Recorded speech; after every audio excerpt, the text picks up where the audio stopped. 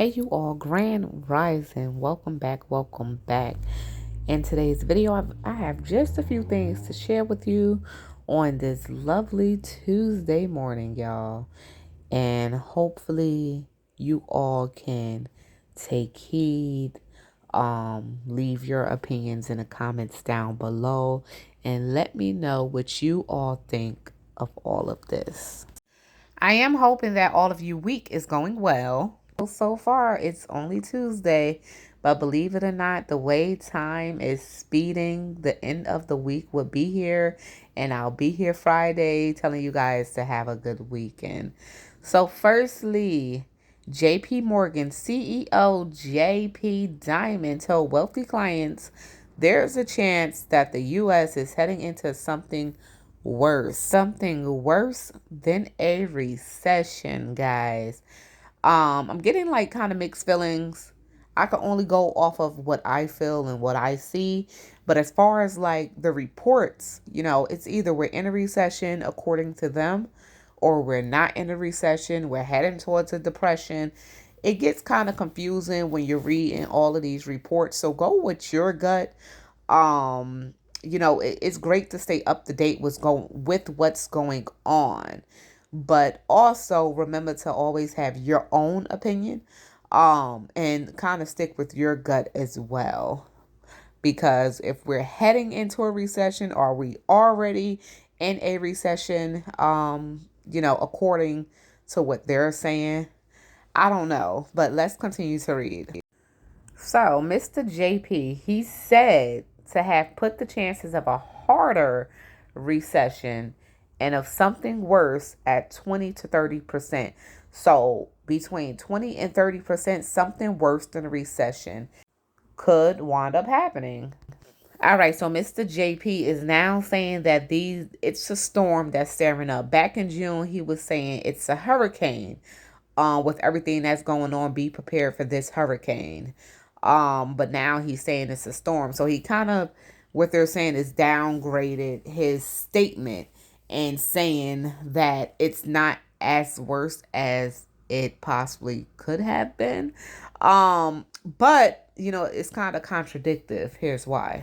As of last week, Mr. JP basically said the probability that the U.S. would head into a recession. So chances of a soft landing is about 10%.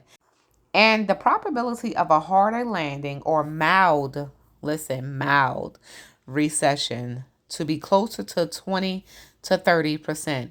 He also reportedly estimated a 20 to 30% chance of a harder recession and a 20 to 30% chance of something worse. So this is actually from last week, and we can possibly be heading into something worse. So there's a 20 to 30% chance of that as well.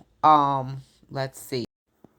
So right now it's kind of sunny, Diamond said in June. Things are doing fine. Everyone thinks the Fed can handle this. That hurricane is right out there down the road coming our way. We just don't know if it's a minor one or Superstorm Sandy or Andrew or something like that. So he actually does use a lot of metaphors when he is doing his speech. So it's more so kind of like read between the lines, but he is saying, it can get real, basically. It all falls down to him saying it can, and it's a percent chance. I'm not going to say what percent because I don't know, because it's a 20 to 30%, 10 to 20%. There's a chance that things can get real. And are you preparing? Let me know what you guys think about that article there. Any article that I'm reading would be in the description box below, so you can go ahead and check that out. Read it in full for yourselves on your own time, because of course I don't want to read the whole article taking up all of you guys' time. Next, I'm going to play a little clip for you guys. Just watch this here. Ukraine's president called for new sanctions against Russia on Monday as he warned of the consequences of a potential catastrophe at the Zaporizhzhia nuclear plant. Shelling near the plant, Europe's largest has caused widespread alarm, with the World Nuclear Watchdog warning that there could be a disaster if the fighting does not stop. New satellite imagery, released by Planet Labs, purports to show the aftermath of shelling near the plant which Russia seized in March. Ukrainian and Russian-installed officials have traded accusations over who is responsible for the attacks. In a late-night Monday address, Volodymyr Zelensky called for Russia's nuclear sector to be sanctioned. If a terrorist state allows itself to completely ignore the international community's demands, and furthermore, on such a sensitive topic, this clearly indicates the need for immediate action. Any radiation incident at the Zaporizhia nuclear power plant can be a blow to the countries of the European Union, Turkey, Georgia, and countries from more distant regions. Everything depends only on the direction and strength of the wind. If Russia's actions lead to a catastrophe, the consequences may hit those who yet remain silent. Meanwhile, a Russian-backed court in Ukraine's Donetsk charged 5 Europeans on Monday with being mercenaries. The men from Britain, Croatia and Sweden were captured while fighting with Ukrainian forces. Russian media reports that 3 of them could face the death penalty. All have pleaded not guilty. Foreign governments have dismissed the trials as illegitimate. In June, 3 other foreign nationals were sentenced to death on similar charges. Russia sent troops into Ukraine in February in what it calls a special military operation to demilitarize its neighbor. Ukraine and its Western backers accuse Moscow of waging an imperial-style war of conquest. I do not see this coming to an end until more and more lives are lost. It's about a takeover, and only one person wants to have that power when it comes down to wars like this. And unfortunately, there's no end in sight. So we're going to leave that there. You guys remember to drop your thoughts in the comments down below. But let's go ahead and see what's next. That started last night. These incredible pictures were put out by the police department's Facebook page about 5 hours ago. They say the worst of the fire is over and they are monitoring hotspots. Of course, we'll update you here on air and on coin.com when we get more information. All right, so this actually happened August 9th, guys. And it was a total loss. So the flour mill is a total loss.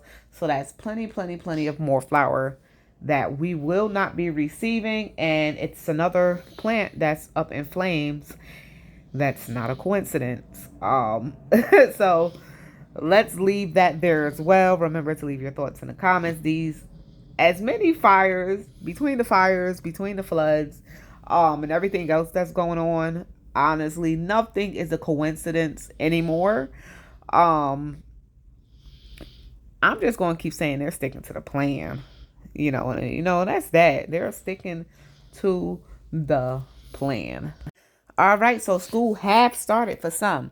And for those of you who do not know, CAPRISUNs have been recalled, guys. So thousands of cases recalled because they might contain a cleaning solution. So I know some parents who do pack away lunch. They do pack away these CAPRISUNs. But they're saying that it's only the wild cherry CAPRISUNs that's being recalled. Well, that's been recalled. So if you did not know, make sure you guys look out for that as well. The article for that would be in the description box below. And it does contain information of the things that you can do if you do have any of that in your home, in your pantry. How to return it to the stores and what number to call to get your money back. Here's also a great tip shared over on Facebook. So it's basically a list created and put on a flash drive.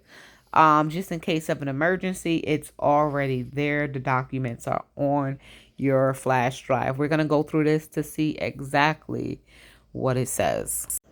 So basically, be ready in a flash. You're going to create a survival flash drive.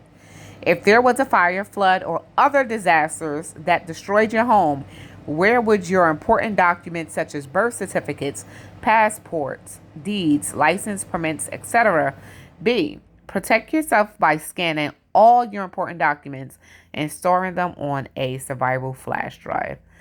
You're going to, 1, purchase a USB drive, also called a memory stick, or thumb drives due to their small size. 2, use a permanent marker, sticker, or label to put the word ICE in case of an emergency on it. Scan your important documents using a scanner and store the files on the survival flash drive. Guys, so this is an option. This is an option.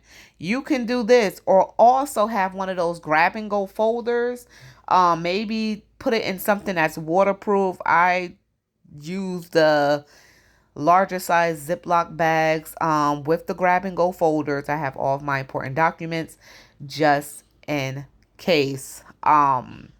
But also, this is also a great option, but it's also a great option to have your files, your original documents, put in that grab and go folder and put to the side already, ready for you to go. Put it in a place you know that is going to be there. Make sure you go through that folder frequently, update information as needed so you won't be scrambling when the time comes. But thank you all for tuning into today's video.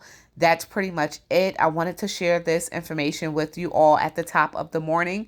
Remember, Grand Rising, Grand Rising, Grand Rising. Hopefully you all are enjoying this Tuesday. If you want to add anything, drop it down in the comments down below. Let me know if you guys are already using the survival flash drive. And if not, would you consider that? Me, I love to have my original documents, but this is something else that I would be doing as well. Just in case, let's say we don't lose power and we can access, let's say, a computer or whatever to pull up our documents, then that would be great as well. But like I said, it's also great to keep your original documents on hand as well. Remember to take heed, pay attention, keep your eyes and your ears open. Make sure you are seeing things for what it is and don't be blinded any further, guys.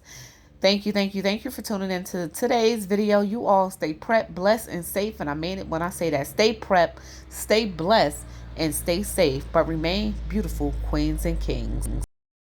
And if you have not subscribed to the channel, please go ahead and consider subscribing. Like the video, share the video, do what your heart tells you to do. And if you've been here before, thank you for coming back. Peace, love, blessings. I'm officially out of here. Peace.